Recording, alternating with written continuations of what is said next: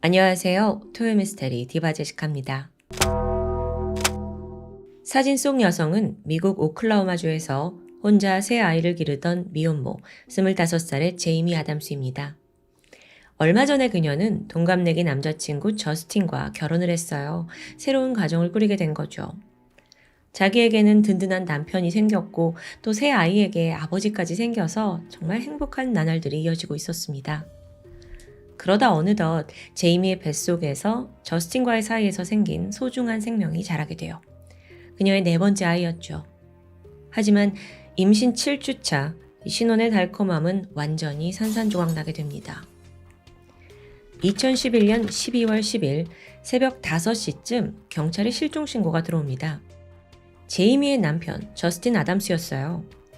제 아내가요, 맥도날드로 친구를 만나러 갔는데 사라졌어요. 도와주세요. 경찰은 즉각 그가 알려준 대로 맥도날드 주차장으로 출동했어요. 가보니까 거기엔 제이미의 차량이 덩그러니 세워져 있더라고요. 하지만 안에는 아무도 없고요.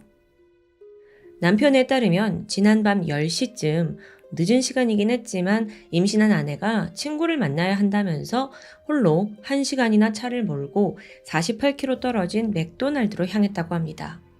또 밤 11시쯤에 잘 도착했다라는 문자도 남겼고요. 하지만 1시간 후에 그러니까 자정이 지나서 남편이 연락을 해보니 전화가 꺼져 있고 지금 연락 두절이라는 거예요.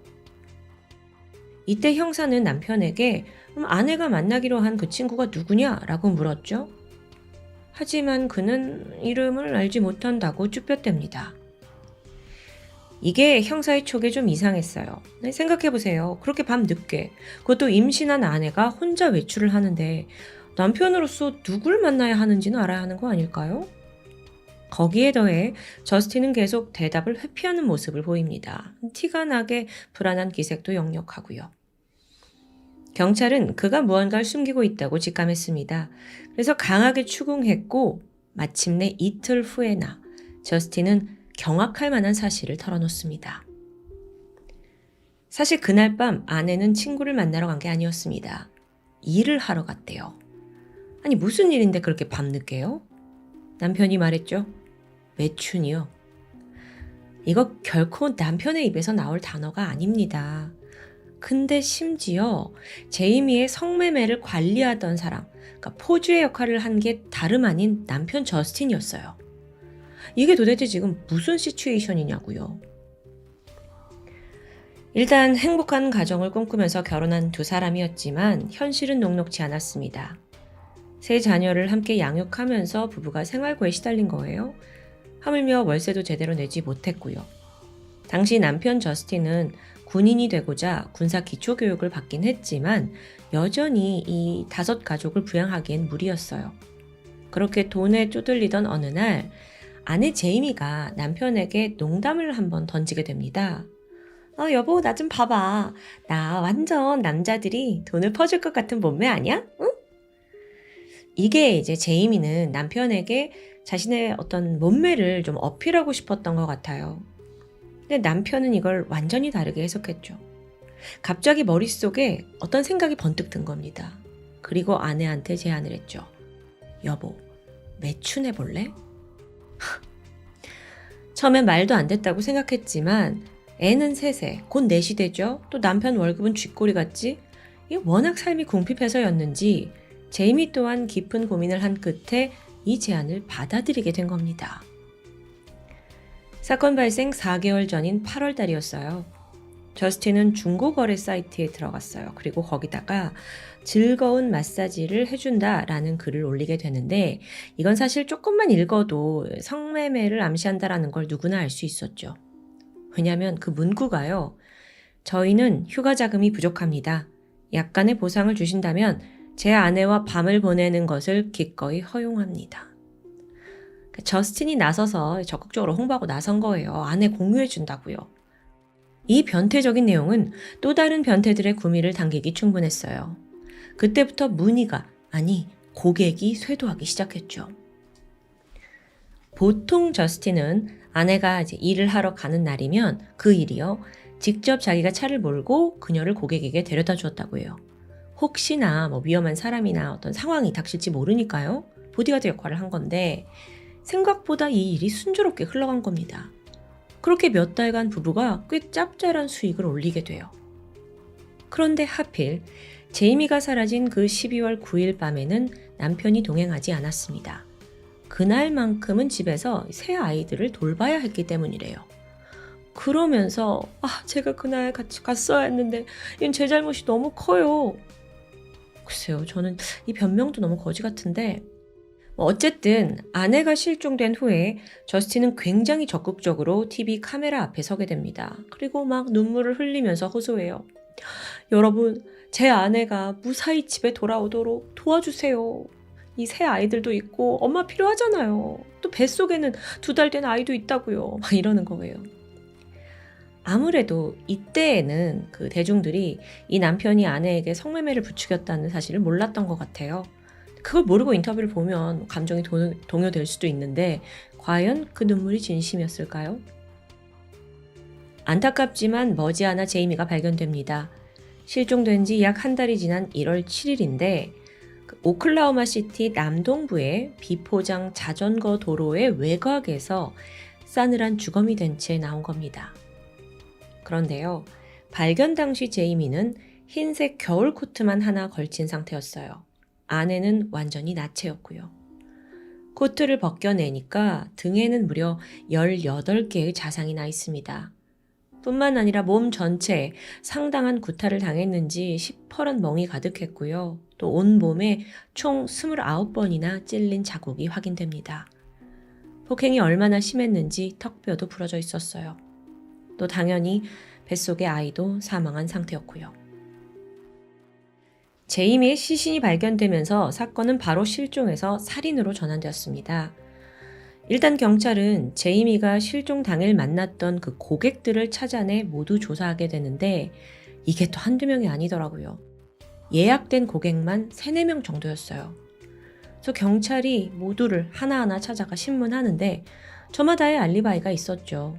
심지어 나는 문의만 했을 뿐이다. 만난 적은 없다라는 사람도 있었고요. 물론 이들 중에 범인이 있을 수 있습니다. 하지만 경찰은 무엇보다도 여전히 저스틴을 향한 그 의심을 거둘 수가 없는 거예요. 보면 수사 초기에 이 성매매 사실 숨기고 거짓말한 게 결정적인 이유기도 해요. 게다가 또 하나하나 따져보면 의심스러운 게 좀 더 있더라고요. 사건 당일 그는 아내가 홀로 나간 사이 자기 집에서 아이들을 봤다고 했었죠. 근데 휴대폰 위치 추적을 해보니까 그 핸드폰이 맥도날드와 가까운 기지국에서 포착이 된 겁니다. 여기에 더해 이 사건이 발생하기 한 달 전에 아내 제이미가 3명의 아이들 데리고 가정보호소에 방문한 사실이 드러납니다. 저스틴의 가정폭력을 버티다가 여기에 왔던 거예요. 여기에 대해서 물어보니까 저스틴도 폭력을 인정해요. 근데 부부싸움 중에 우발적으로 벌어진 것이고 이게 나만 때린 거 아니다. 아내도 날 때렸다. 라면서 쌍방이라는 점을 강조합니다. 어쨌든 다른 용의자가 없는 상황에서 경찰은 일단 저스틴 소환해서 집중적인 조사를 진행했죠. 여기서 거짓말 탐지기를 해보거든요. 당신이 아내 제이미를 죽였습니까? 라는 질문에 그는 아니요 라고 말했지만 거짓 반응이 나타납니다. 하지만요, 이것만으론 증거가 될 수 없어요. 사실 잘 생각해보면 저스틴에게 살해 동기가 있을까요? 찾기 힘듭니다. 왜냐하면 아내를 통해서 돈을 잘 벌고 있었기 때문에 굳이 죽일 이유가 있을까 싶은 거예요. 근데 그럼에도 불구하고 그 당시에 경찰 입장에서는 용의자는 남편뿐이었어요. 그래서 수사가 초점이 다 그에게 맞춰졌고 결국 저스틴은 제이미 그리고 뱃속의 태아까지 이 2사람의 살인 혐의로 긴급 체포됩니다. 참고로 우리나라 형법에서는 태아의 권리가 분만이 된 시점부터 발생한다고 해요. 반면에 미국 오클라호마 주 법에 따르면 살해당한 이가 임산부일 경우에는 산모와 태아 2건의 각각의 살인죄를 적용합니다. 이거는 미국 주마다 다를 수는 있어요. 어쨌든 저스틴은 구치소에 구금이 되었죠. 그러는 사이에 제이미에 대한 부검이 진행돼요. 그리고 여기서 새로운 사실이 드러나게 되는데요. 몸에서 제3자의 어떤 남성 정액이 검출된 겁니다. 그 주인공은 금세 밝혀졌는데 34살의 남성 조셉 씨요. 제이미가 실종된 그날 그녀와 연락을 주고받은 그 고객 중 한 명이었습니다. 그러다 보니 어쩌면 그녀의 몸에서 조셉의 DNA가 나오는 건 좀 당연하게 느껴졌어요. 성관계를 했을 테니까요. 하지만 문제가 있었죠. 조셉은 앞서 경찰 조사에서 난 제이미랑 만난 적도 없다 라고 진술했었거든요. 자기는 그 은밀한 광고를 보고 호기심에 연락을 해보긴 했지만 결국에 마음이 바뀌어서 만나진 않았대요. 이게 거짓말이란 게 들통난 겁니다. 잠시 조셉의 입장에서 좀 추정을 해보면 그는 당시 동거하던 여자친구가 있었습니다. 그래서 성매매 사실을 숨기기 위해 거짓말로 진술을 했을 수는 있어요. 그래서 이것만 가지고 살인을 했다고 볼 수는 없는데요. 이때 경찰은 그의 여자친구 레베카를 불러서 조사를 진행합니다. 사실 애초에 이 조셉이란 사람이 의심을 피해갈 수 있었던 이유도 여자친구 덕분이었어요. 그날 밤 조셉은 저랑 있었어요 라고 알리바이를 입증해 줬었거든요. 그런데 정작 두 번째 경찰 조사에서 레베카는 다른 이야기를 합니다. 조셉이 사실 자기한테 이미 성매매 했다라는 걸 고백했다는 거예요. 그러면서 제발 알리바이를 조작해달라고 애원했대요. 이뿐만 아니라 여자친구가 기억하는 건 더 있었습니다. 제이미, 오늘의 피해자가 실종되고 다음 날 이 조셉 남자친구가 갑자기 트럭을 가져가더니 다 꼼꼼하게 세차하고 타이어 4개까지 몽땅 새 걸로 바꿨다는 거예요. 그래서 즉각 경찰이 그 트럭을 압수해 봤는데 이건 타이어뿐만 아니라 좌석 시트까지 모두 교체된 상태더라고요. 굉장히 수상하죠. 어쨌든 증거를 발견할 수는 없지만 이게 왜 새 걸로 다 교체했을까요? 그러면서 동시에 조셉의 전 여자친구들도 한 명씩 신문을 하게 되거든요. 여기서도 의미심장한 진술이 쏟아져요. 평소에 조셉이 성관계를 할 때 피임기구, 그러니까 콘돔을 사용하는 걸 병적으로 싫어했대요. 그래서 여자친구들이 강제로 임신된 게 한두 번이 아니라는 거예요. 어라? 그러고 보니까 현재 여자친구 레베카도 임신 중이더라고요. 여기까지 파악한 경찰은 그날의 시나리오를 가정해 보게 됩니다. 사건 당일 조셉은 맥도날드 앞에서 제이미를 만납니다. 제이미가 조셉의 차로 옮겨 타요. 거기서 이제 일이 벌어지는 거죠. 그런데 여기서 제이미가 콘돔을 써야 한다 라고 했을 거예요. 근데 이걸 싫어하던 조셉이 완강히 거절했고 그리고 나서 제이미와 조셉 간의 말다툼, 그게 몸싸움으로 번지다가 결국 조셉의 살인으로 이어졌다는 경찰의 추정입니다. 조셉 시어는 즉각 유력 용의자로 체포돼요. 한편 이렇게 진범이 등장하면서 남편 저스틴은 누명을 벗게 됐습니다. 추후에 드러난 사실에 의하면 그 앞서 핸드폰 위치 추적이 맥도날드 쪽에서 나왔다고 했잖아요. 그게 단순한 통신사 오류더라고요. 네, 저도 계속 이 남편을 의심했지만 일단 살인에 있어서는 무죄입니다. 이제 조셉에 대한 재판이 진행됩니다. 그는 제이미와 또 뱃속의 태아, 이 두 명에 대해 1급 살인 혐의를 적용받았어요. 그런데요, 재판이 진행되는 내내 조셉이 범행 사실에 대해서 완전 굳게 입을 다물어요. 아무 말도 하지 않는 겁니다. 그래서 결론적으로 정확히 그날 밤 제이미와 만나서 어떤 일이 벌어졌는지 이게 상세히 밝혀지지 않았어요. 최종적으로 그에게는 가석방 없는 종신형이 선고되는데 하물며 그 선고가 내려지던 순간에도 아무런 동요 없이 무덤덤한 표정이었고요. 그렇게 조셉의 침묵 속에 사건의 전말은 영원히 묻히게 됐죠. 동시에 잘 마무리되는 듯 했지만 여전히 어딘가 찜찜한 게 남아 있습니다. 바로 이 사람, 제이미의 남편 저스틴. 아내에게 그런 일을 허락하고 심지어 포주 역할을 한 그가 정말 아무런 책임이 없을까요? 물론 아내와 합의해서 했다 하지만 이게 상식적으로 가능한가 싶어요. 물론 그는 직접적인 살인 혐의에 있어서는 무죄가 선고되었지만 다른 처벌을 피할 수는 없었습니다. 저스틴에게는 아내의 매춘을 부추기고 또 방조해서 아내와 아기를 사망에 이르게 한 혐의가 인정돼요. 재판이 이어졌고 그에게는 집행유예 10년과 보호관찰 2년이 내려집니다. 그는 순순히 이 결과를 받아들였고요. 오늘 사건 참 할 말을 잃게 만드는데요. 마지막으로 이 사건에서 또 이해할 수 없는 인물이 한 명 더 등장합니다. 그건 바로 저스틴의 어머니였어요. 사망한 제이미의 시어머니요. 티나라는 사람인데 티나가 인터뷰에서 이런 말을 합니다. 제이미요. 걔는 미혼모일 때부터 원래 그런 일 하던 애예요. 생계가 어려워지니까 지가 제일 잘하는 거 하러 길거리로 돌아간 거지 뭐. 아니 이게 지금 죽은 며느리한테 할 소리입니까? 여기까지만 했으면 다행인데 자기 아들은 또 감싸 안아요. 내 아들한테 죄가 있다면요. 걔가 그냥 제이미를 너무 사랑하고 그거 그 죄뿐 아닐까요? 이런 식인 거예요. 과연 지구상에서 사랑하는 사람이 몸을 팔아서 생활비를 만들고자 하는 그런 미친 사람이 얼마나 될까요? 더 열받는 건 이 저스틴이란 사람이요. 아내가 지금 실종됐잖아요. TV 나와서 뭐 쳐울고 도와달라 했잖아요. 그러더니 겨우 일주일 만에 새로운 여자친구를 사귀었다고 합니다. 그때는 아직 아내의 시신이 발견도 되기 전인데요. 할 말이 없습니다. 사망 당일 제이미는 임신 7주의 몸이었습니다. 그러면서 그날 밤에 3, 4명의 고객을 상대해 이게 말이 되나요? 근데 그 남자들 모두 남편이 직접 연결해줬고요.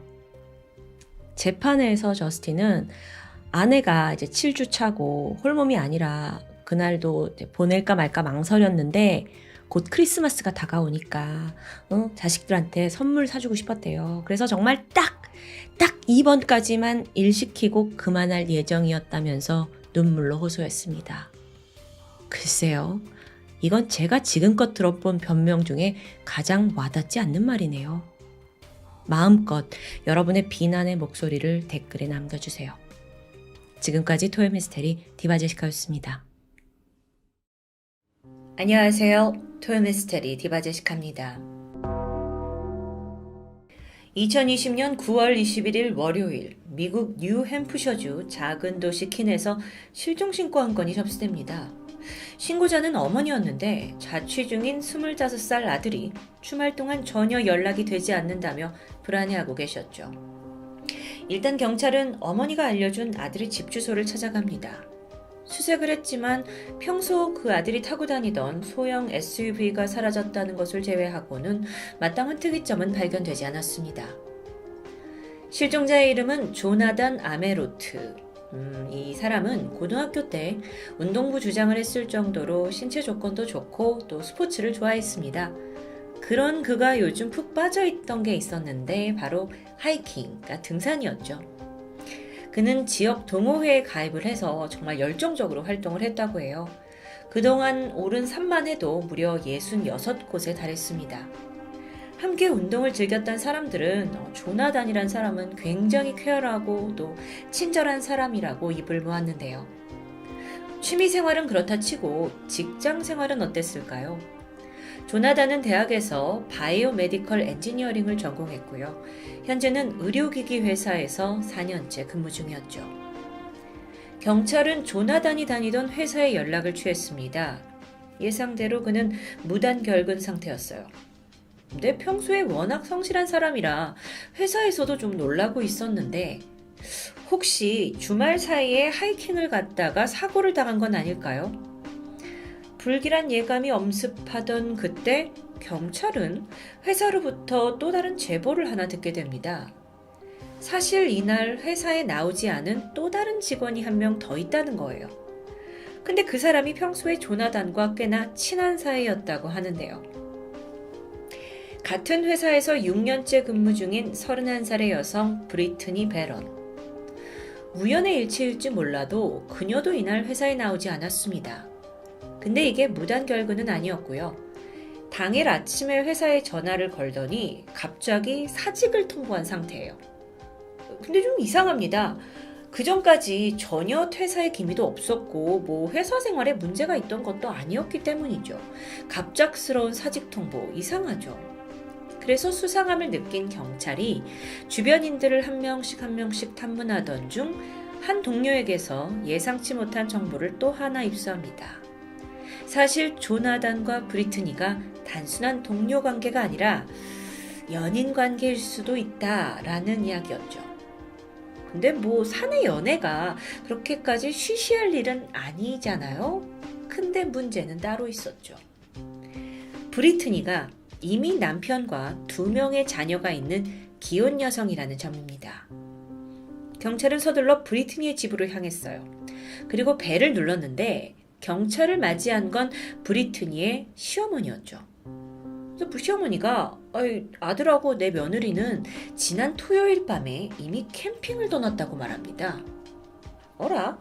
도대체 무슨 상황일까요? 경찰은 이번에 브리트니의 남편 아르만도에게 연락을 시도했습니다. 마침 전화를 받았어요. 그런데 아르만도는 또 한 번 의외의 답변을 하는데 자기는 지금 아내가 어디 있는지 모른다는 겁니다.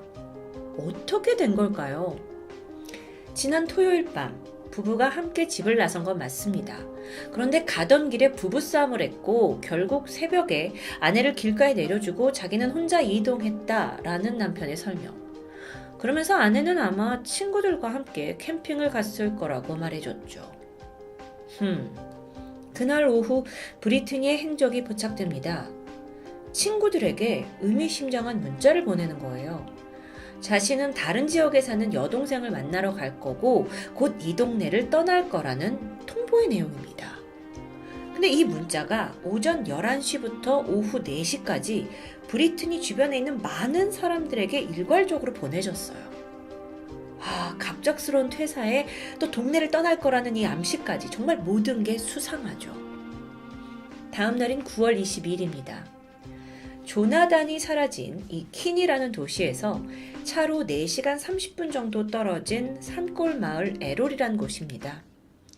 이 숲속에서 사냥을 즐기고 있던 무리들이 낯선 광경을 목격해요. 한 여성이 차를 세워놓고 막 정신없이 서성거리고 있는데 차림새로 봐서 야영을 하려는 것 같았습니다. 주변에 여러 방수포 같은 자재들이 어지럽게 널려있기도 했고요. 사냥꾼들이 그녀에게 다가갔어요. 그리고 이 지역은 언제든지 야생 곰이 나올 수 있다. 그러니까 캠핑을 해서는 안 되는 안전한 곳이 아니다라고 만류하게 되는데요. 실제로 그녀가 있던 곳에서 불과 100m 이 근방에 곰을 잡기 위해 미끼가 이미 던져져 있는 상황입니다. 아니 이런 상황 속에서 여자는 요지부동이에요. 오히려 좀 얼이 빠진 듯 약간 넋이 나간 듯 보였습니다. 그래서 이 사냥꾼 무리들이 그녀를 좀 유심히 살펴봤죠. 그랬더니 얼굴 이곳저곳에 심하게 구타당한 듯 멍이 보입니다. 그래서 사람들이 도대체 무슨 일을 당한 거냐라고 걱정을 하는데 한참을 망설이던 여자가 그제서야 입을 열었죠. 저 문제가 좀 생겼어요. 이후 즉각 산림사무소에 연락이 취해졌고 얼마 후 지역경찰이 현장에 도착합니다. 이 여성이 타고 온 차는 소형 SUV였습니다.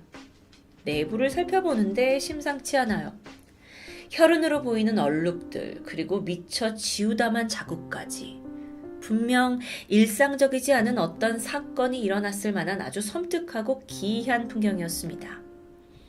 관리국 직원들이 일단 차를 좀 옮기자면서 주변을 살피게 되는데 한쪽 냇가에서 방수포에 쌓여진 어떤 것을 목격합니다. 가까이 가보니 그것은 머리가 없는 시신이었죠. 그리고 얼마 후 그 잘린 머리는 냇가에서 멀지 않은 구덩이에서 발견됩니다. 그건 실종된 조나단의 것이었죠. 그렇다면 이 현장에서 얼굴에 멍든 채 발견된 여성은 동료 브리트니입니다. 그런데요, 현장에서 발견됐을 당시 브리트니는 장전이 된 총을 가지고 있었어요. 그럼 정황상 조나단을 총으로 쏴서 살해하고 시신을 유기하려고 했던 걸까요? 브리트니는 즉각 체포됩니다. 상황이 다 그녀를 범인으로 지목하고 있었는데 브리트니는 강력하게 부인합니다. 그러면서 더 놀라운 사실을 털어놓게 되죠. 시간은 지난 9월 19일 토요일로 거슬러 올라갑니다. 여유로운 토요일 주말 저녁, 브리트니는 목욕을 하고 있었고요. 침실에는 그녀의 남편 아르만도가 있었습니다. 그런데 바로 그때 남편이 무심코 아내의 휴대전화를 통해 충격적인 사실을 발견해요. 아내가 낯선 남자와 직장 동료와 사랑을 속삭이던 메시지들이었죠. 하나하나 읽어보니까 뭐 이혼을 계획한다, 사랑한다, 어쩌고 저쩌고 여러 내용이 담겨 있었습니다. 남편은 걷잡을 수 없는 분노에 휩싸였겠죠. 이때 그는 화를 참지 않았고 곧장 욕실로 들어가서 브리트니를 손 닿는 대로 굿하기 시작했습니다. 그리고 침실로 끌고 나와서 폭행이 이어졌죠. 이 과정에서 브리트니는 왼쪽 어금니가 부러졌고요. 목이 졸려서 기절하기도 했습니다. 그런데도 불구하고 아르만도는 전혀 화를 시킬 기미가 없었어요. 그리고 조금 후에 아내의 휴대폰을 뺐더니 자기가 브리트니인 척 내연남 조나단에게 메시지를 보냅니다. 지금 당장 집 근처에 있는 공원에서 만나자는 내용이었죠.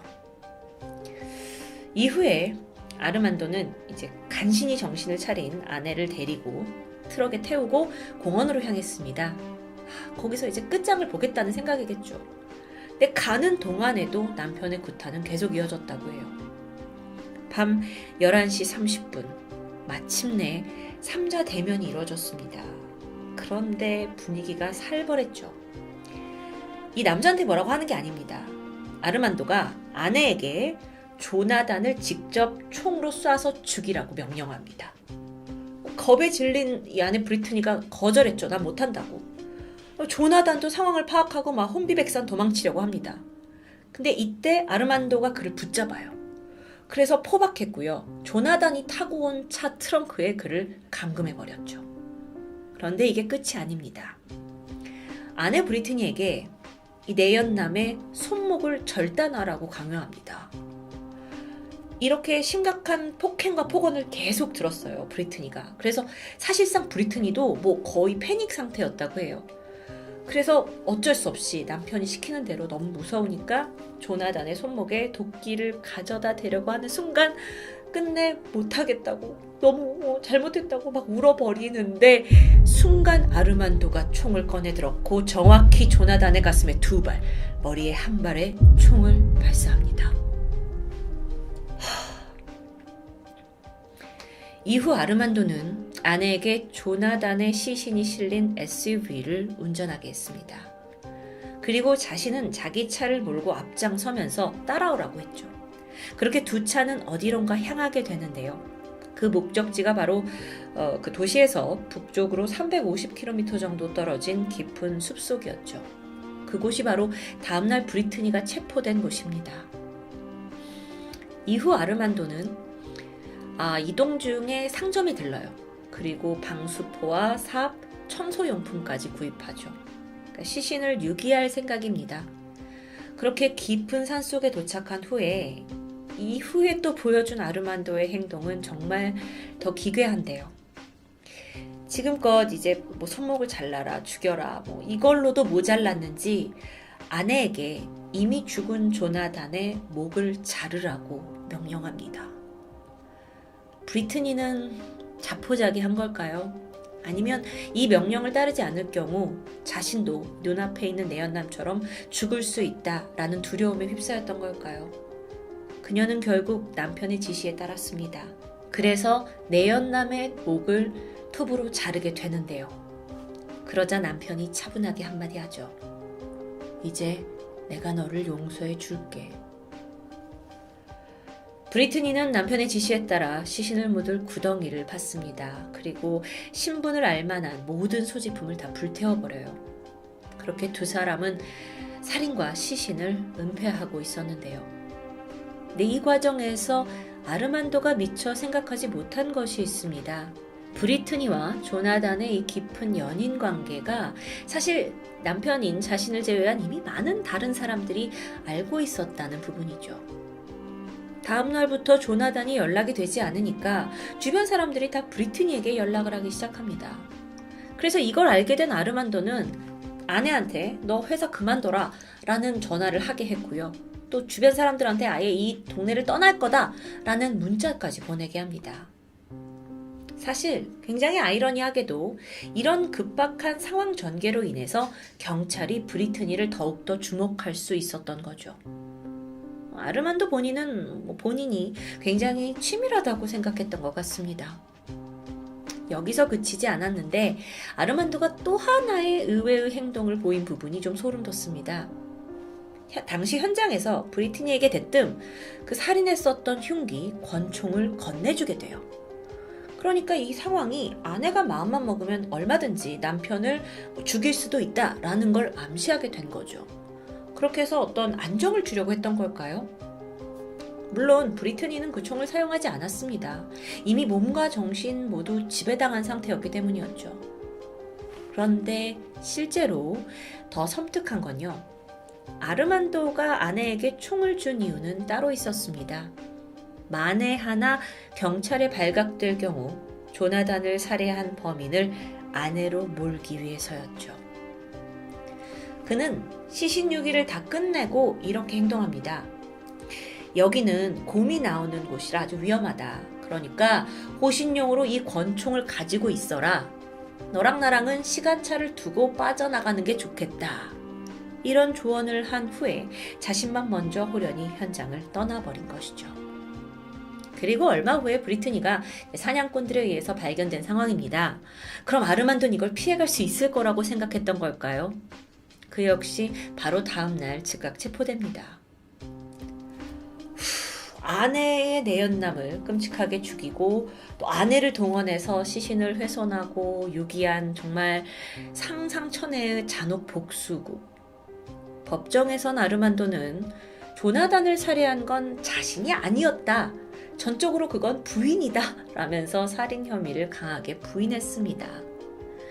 브리트니의 변호인은 그녀가 이제 조나단에게 저지른 행동, 또 손목을 자르려고 하거나 시신을 훼손한 이 모든 것은 다 남편의 협박에 따른 위협이었다라고 주장했고요. 그렇게 첨예하게 두 사람이 부딪히게 되는데요. 2021년 10월 재판이 진행됐습니다.